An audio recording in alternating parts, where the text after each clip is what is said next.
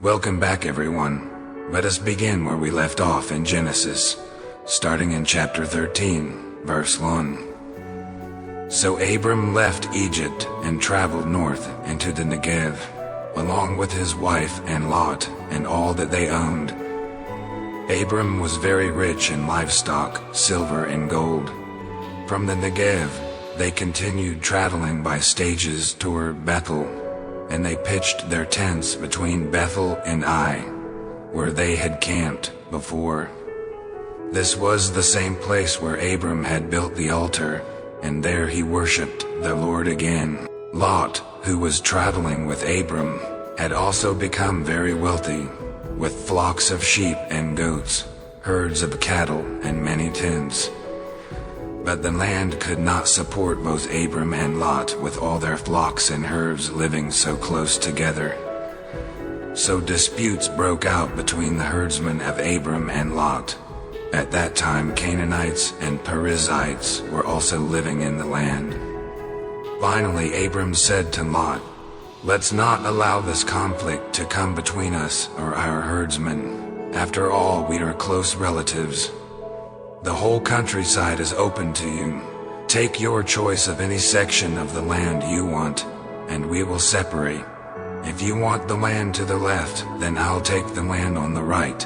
If you prefer the land on the right, then I'll go to the left."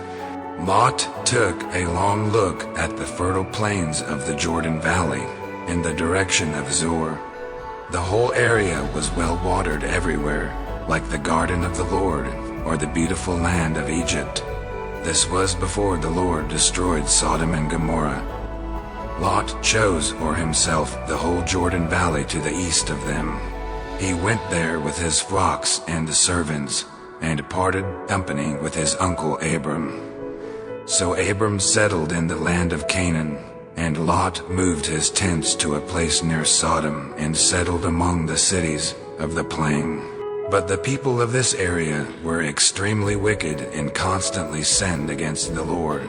After Lot had gone, the Lord said to Abram, "Look as far as you can see in every direction, north and south, east and west. I am giving all this land as far as you can see to you and your descendants as a permanent possession. And I will give you so many descendants that like the dust of the earth they cannot be counted. Go and walk through the land in every direction, for I am giving it to you." So Abram moved his camp to Hebron, and settled near the oak grove belonging to Mamre. There he built another altar to the Lord. That brings us to the end of chapter 13.